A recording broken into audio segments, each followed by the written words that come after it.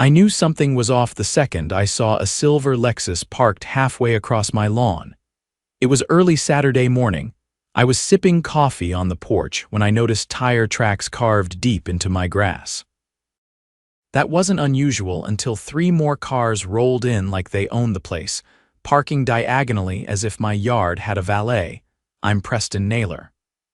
I bought this house 3 years ago at the edge of Ridgeview Estates. It was a fixer-upper with charm, but the real reason I bought it. The long, private road that snakes up the hill about a quarter mile is actually part of my property. It's the only paved access to the rest of the neighborhood, and technically, it's an easement road. I let the HOA use it out of kindness and a signed agreement, but that kindness has limits. And apparently, so does their intelligence. Excuse me. A shrill voice shouted from behind a white Range Rover now idling in the middle of my flower bed. You can't block the community parking lot like that. I turned around, and there she was, Karen incarnate. Platinum bob, oversized sunglasses, clipboard in hand classic. Her real name was Deborah Whitmore, HOA president and self-declared queen of Ridgeview. I raised an eyebrow. Community parking lot, that's my yard. She flared her nostrils. Well, it's being used for the Ridgeview Spring Social today. You were sent an email. I don't check HOA emails. They're spam with better formatting. Deborah stepped closer like her stiletto heels gave her authority. Preston, you're being unreasonable. This is for the community. I looked at the dozens of folding chairs and tables being unloaded from a U-Haul and dropped right onto my front lawn like it was a public park. One guy even brought a bounce house and started inflating it near my garage. You didn't ask. You didn't get permission. You just decided to turn my yard into your party lot, she scoffed. You live on HOA property, Preston. No, I live on my property, and the HOA uses my road because I let them. Don't confuse the two. She waved her clipboard like it was a badge. No need to get defensive. It's just for a few hours. We'll clean up after. That's when a kid sprinted across my porch with muddy shoes, knocking over my coffee. His mom didn't even look up from her phone. I took a deep breath. Deborah, get these cars off my lawn, now. You're being selfish, she snapped. This is why people don't like dealing with off-grid types. You're not a team player, I chuckled. You're right, I'm not a team player. I'm the guy who owns the field you're playing on. She blinked, confused. I suggest you move the party. Because when those cars try to leave tonight, they'll find a locked gate and a very long walk home. Her eyes narrowed. You wouldn't dare. I absolutely would. She stormed off, muttering something about calling the sheriff. I let her go. She clearly didn't remember the easement agreement she signed when she became HOA president. It stated that access to the road could be revoked with written notice and a 10-day window unless there was property damage or misuse, which there now was. I went inside, pulled out the paperwork, and started drafting the notice. By the time the bounce house was fully inflated, the clock had already started ticking on Ridgeview's free ride. By late afternoon, the hill was crawling with Ridgeview residents like ants at a picnic. SUVs and golf carts lined both sides of the easement road. Some even parked halfway into the ditch like they'd run out of creativity. The party was in full swing, loud music, the smell of barbecue, and a rented DJ booth now stationed on my side yard. Someone had hauled in a generator and the cords slithered across my gravel walkway like vines. I didn't step outside again. Not yet. I had work to do. The original easement agreement signed 6 years ago had very specific language. It allowed residents to pass through the road, nothing more. No congregating, no commercial use, no temporary structures, and certainly no events. I had it scanned, emailed, and sent to my attorney, Marissa, who called me within 20 minutes. You've got them cold, she said. If they're using your land for anything beyond access, it's trespass. If there's damage, it's worse. Can I revoke the easement immediately? She paused. If you can document misuse, yes.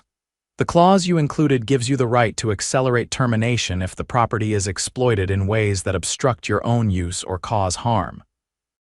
But you'll need proof. I've got cameras, 4 of them, one on the mailbox post, another near the garage, 2 on the driveway trees. Perfect. Gather footage, document physical damage. And for the love of due process, don't confront them again until we're ready to file. I nodded, even though she couldn't see me. Anything else, actually, check your property tax records. She sounded annoyed now. If they're using your land like this, it's possible they've been reporting it as common area in their HOA filings. That's misrepresentation, or worse. That lit a different kind of fire under me. I logged into the county assessor's site and pulled every public filing from Ridgeview Estates HOA for the past 5 years. Scrolling through the PDFs, my gut twisted when I found it. A schematic labeled Community Access Road and Shared Green Space, with a dotted overlay across my entire front lot. They'd submitted it as part of a zoning variance for a community center proposal 2 years ago, one that never got approved. But the document was still there, filed with the city. They'd claimed my land was part of the HOA's shared space. My phone buzzed. Another call from Marissa. I was right, she said without greeting. They've been using a redrawn parcel map in their annual disclosures, the one you just found. It's not valid, it was never approved, but they've been using it to justify budget allocations and event planning. Is that fraud? Close. It's definitely misappropriation. And if they collected dues based on that false map, it could be criminal. I'll contact the county clerk and have the original parcel boundaries certified again. In the meantime, start photographing everything. I grabbed my DSLR and stepped outside, walking the perimeter like I was documenting a crime scene. Trash littered the grass. One tire had torn a trench through the sod, and someone had attempted to cover it with a decorative rug from the party. The generator was leaking oil near my hostas. Preston, a voice called out. I turned.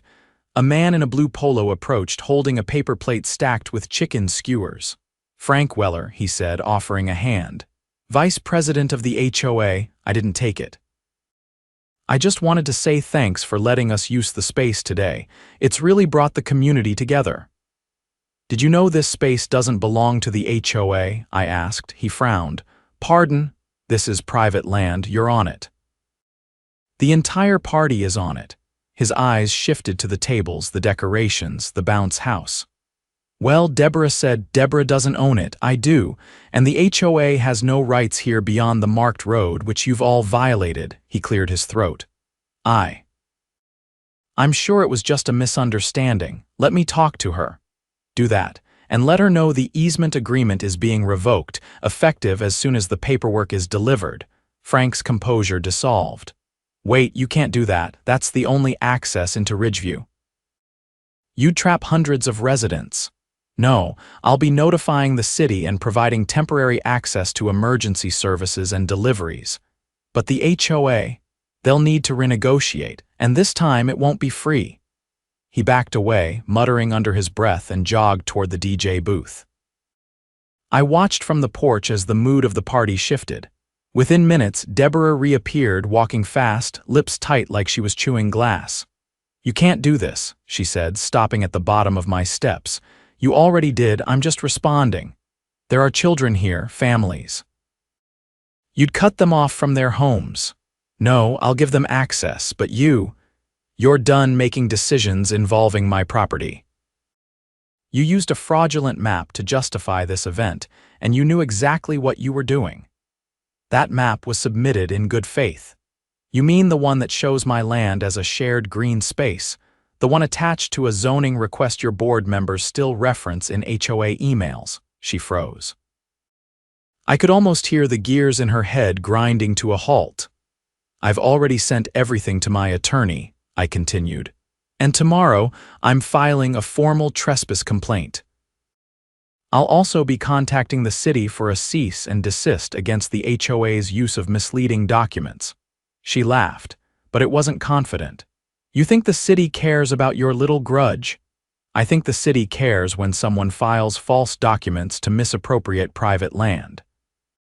Especially when that landowner has documented proof timestamps, and a signed easement agreement that was violated in broad daylight. Her face lost its color. "Pack up your party, Deborah.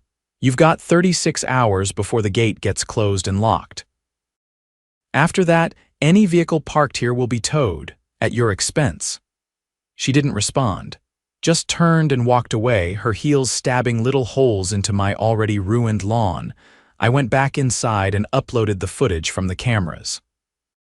One feed caught someone dragging a grill across the gravel path. Another showed a man emptying a cooler right into my flower bed. And then there was the exact moment Deborah directed the DJ to set up on my side of the property clear as day, with her pointing and nodding. That evening, I filed the trespass complaint with the sheriff's office. The deputy I spoke to was surprisingly helpful. "Got your footage?" he asked. "4 angles. Good, send it over. If they used your land without permission and caused damage, that's criminal trespass. We can have a deputy present when you post the termination notice." I agreed and set the meeting for Monday morning. By dusk, the party had deflated like the bounce house. Half the residents had already packed up and left, word spreading like wildfire. I sat on the porch again, this time with a different mug in hand and a document folder at my feet. The gate stayed open for now. But not for long. Monday morning arrived with the kind of crisp quiet that made the chaos from 2 days ago feel like a fever dream. But the tire ruts, oil stains, and flattened flower beds were still there, more than enough to remind me it had been real. And I wasn't the only one who noticed. At precisely 9 o'clock, Deputy Callahan pulled up in a county cruiser, stepped out, and gave me a nod. He wore mirrored sunglasses and a clipboard was tucked under his arm. Behind him, a beige city truck rolled to a stop, and a lean man with a rolled-up blueprint under his arm stepped out. That was Ben Keller, from the county zoning office, a no-nonsense type who didn't ask for coffee or small talk. "You have the notice ready?" Callahan asked. I handed it over.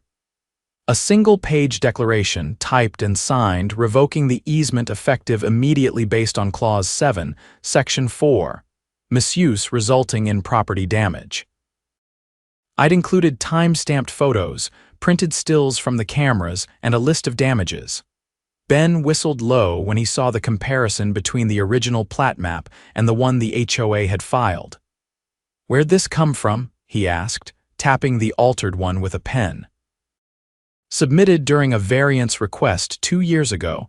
They never got approval, but they've been using it anyway," he shook his head.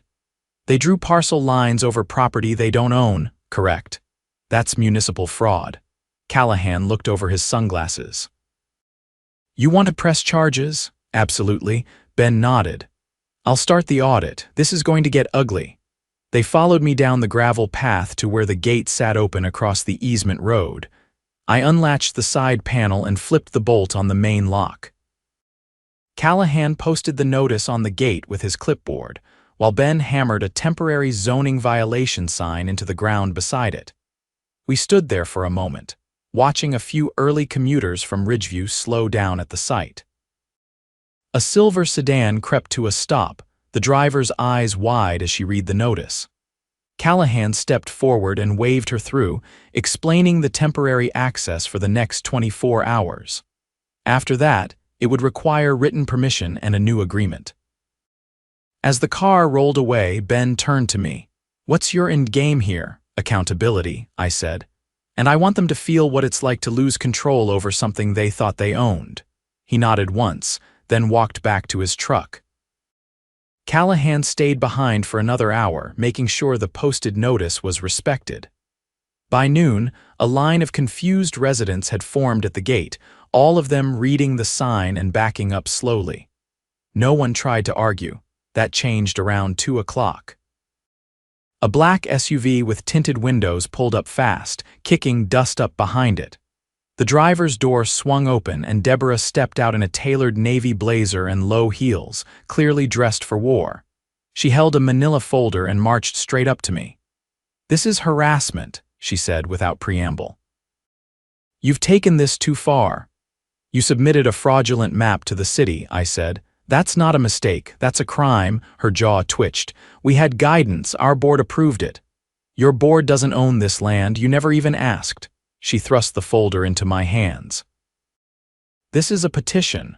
Over 100 residents signed it. They demand continued access. I didn't even open it. This isn't a democracy, it's my deed. You don't vote on property rights. We've contacted an attorney, she said, voice rising. And if you don't reverse this revocation, we'll sue for obstruction of community access. You're welcome to try. But you'd be suing the person who owns the only road into your neighborhood. You really want to put that on record. She faltered for half a second, then recovered. We'll claim historical use, implied easement. You allowed access for years. And I documented every single day of it, including the signed agreement that makes clear it was revocable. You violated its terms. That ended the deal. It's done. She stared at me for a long moment, trying to read something in my face. Then she turned to Callahan. Do you have any idea what kind of disruption this is causing? He didn't flinch. Ma'am, your organization misrepresented property lines to the municipal zoning board. That's a felony under state code. You need to direct your concerns to your legal counsel. She looked ready to explode, but before she could, a second vehicle pulled up behind hers. This one was an unmarked black sedan with government plates. A man and a woman stepped out, both in dark suits, both carrying leather binders. One flashed a badge. State Attorney's Office. You Preston Naylor? The man asked. Yes. I'm Assistant DA Marcus Bell. This is Investigator Patel. We're here about the zoning fraud complaint. You filed evidence? I led them inside and handed over the folder I'd prepared in advance. Maps, emails, screenshots, and the original plat certification from the county office. Patel flipped through it while Bell scanned the altered map. This was submitted to secure budget approvals, he asked. Yes. They used it to justify event expenses, maintenance fees, and even an insurance policy for the so-called shared green space, which is my lawn. Bell nodded slowly. That's wire fraud, misuse of public records, and potentially insurance fraud. You'll be hearing from us. They left without another word, driving straight to the HOA's office on the other side of the hill. By evening, word had spread. I watched from my porch as residents gathered at the gate, some trying to reason with each other, others clearly angry. But for the first time, none of them looked at me like the villain. In fact, a few waved hesitant but respectful. They knew something had shifted. The next morning, it got worse for the HOA. A city truck arrived and blocked the main HOA clubhouse entrance. Officials began inspecting the grounds, taking measurements. 2 officers accompanied them. Then a red tag was placed on the clubhouse door, property under investigation. By noon, Deborah had vanished. No one saw her leave, but a board member named Leonard was suddenly in charge. He showed up at my gate, out of breath and pale. Mr. Naylor, he said, wringing his hands. We'd like to talk about a new agreement, a proper one with compensation. I crossed my arms. You'll need to submit it in writing. We're also looking to dissolve the current board. Clean slate. New oversight, we didn't know what was being submitted. You all signed the annual reports. He swallowed hard. We were misled. You were complicit. He nodded once, ashamed. We want to make it right. I handed him a printed copy of the new terms I drafted. Monthly compensation for road access. Maintenance fees. A clause requiring written notice of any event within 300 feet of my property. And a strict boundary map signed by the county. He took it with trembling fingers. If you agree, I said, I'll consider reopening the gate. But only once the DA completes the investigation. Until then, you're on foot. Leonard didn't argue. As he walked away, I saw something strange. A group of residents standing at the edge of the road, watching everything. One of them stepped forward, an older woman with silver hair and a cane. Mr. Naylor, she called. Yes, thank you. We were never okay with what they did. We just didn't know how to stop it. That's what fences are for, I said. To remind people where the line is. She smiled faintly and turned away. That night, I locked the gate again. Not out of spite, but out of principle. For years, they assumed the road was theirs because no one told them otherwise. Now they knew better. And I wasn't just the guy who lived at the top of the hill anymore, I was the one who owned it. The week that followed was the kind of slow burn you only see when a system starts unraveling from the inside. I didn't attend the emergency HOA meeting held at the community pool house, mostly because it had been locked down by zoning inspectors, and they were forced to set up folding chairs in the parking lot like a yard sale of shame. My neighbor from 2 lots over, a retired firefighter named Reuben, filled me in later that night. "They're scrambling," he told me as he set a worn thermos on my porch railing. "Half the boards resigned already, and the county's breathing down their necks about financial disclosures." I nodded. "You think they'll actually fix it?" "Not unless they're forced to. But you did more in 3 days than the rest of us managed in 3 years. That stuck with me not because it flattered my ego, but because of what it implied. Deborah and her inner circle hadn't just presumed control, they'd kept it by exhausting anyone who questioned them. Most people just wanted peace and quiet. Deborah made that expensive. That peace finally shattered 3 days later when an unmarked van arrived at the Ridgeview HOA treasurer's home. 2 investigators stepped out wearing jackets marked with the State Financial Crimes Unit. This wasn't about zoning anymore. This was about money. Turns out, the fake parcel map wasn't just used for events. It had been submitted in an annual expenditure report to justify renovations and landscaping contracts that never actually happened. Over $70,000 had been moved from the HOA's reserve fund to a shell company registered under the name of Deborah's brother-in-law. That same afternoon, Deborah was taken into custody. I watched from the hilltop as the cruiser pulled away. No sirens, no drama, just a quiet departure followed by stunned silence across the neighborhood. Later that evening, Leonard returned to my property, this time with a woman I hadn't met before. She was composed, late 40s, clipboard in hand, and wearing a navy windbreaker that reads State Compliance Auditor. "This is Marla Chen," Leonard said, his voice quieter than usual. "She's been assigned to oversee the HOA audit." Marla extended a hand. "Mr. Naylor, I've reviewed your documentation. I'd like to thank you for bringing this to light." Had that fraudulent map remained unchallenged, the financial misrepresentation could have escalated into a full-scale embezzlement case. "You're saying it wasn't already," she gave a tight nod. "It is now." Leonard shifted his weight. We'd still like to renegotiate access, something formal. Legal, transparent, and we're prepared to meet your terms." I stepped aside and motioned them toward the porch. We sat, and Marla scanned my revised access agreement, one that included a monthly maintenance stipend, a usage cap, and a clause requiring quarterly inspection of the road funded by the HOA. Leonard signed without hesitation. "There's one more thing," I said, folding the papers. "The HOA has to send written notification to every Ridgeview resident, clearly stating that the road and the land around it are private property. No exceptions. No future misinterpretations." Marla nodded. "I'll oversee the distribution myself." It was done. By the following weekend, the gate was reopened, this time with an electronic system tied to a fob key that I controlled. Each resident would need one to enter. Emergency services had their own override pass. The bounce house, the folding chairs, the U-Haul parties, those were gone. In their place was silence and respect. But the final twist came a week later, during a zoning committee hearing I attended out of curiosity. I sat in the back, arms folded, as a man in a blazer and tie presented a proposal from the interim Ridgeview board to build a proper community lot, this time on land they actually owned. The motion passed unanimously, and a modest budget was approved from remaining HOA funds. Then, unexpectedly, the committee chair gestured to me. "Mr. Naylor, would you mind stepping forward?" I stood, wary. "You're the complainant from the Ridgeview case. We'd like to thank you for protecting your property rights and holding this board accountable." Your documentation has been instrumental in exposing a systemic abuse of jurisdiction. I gave a small nod. I wasn't trying to make a point, I just wanted them off my lawn.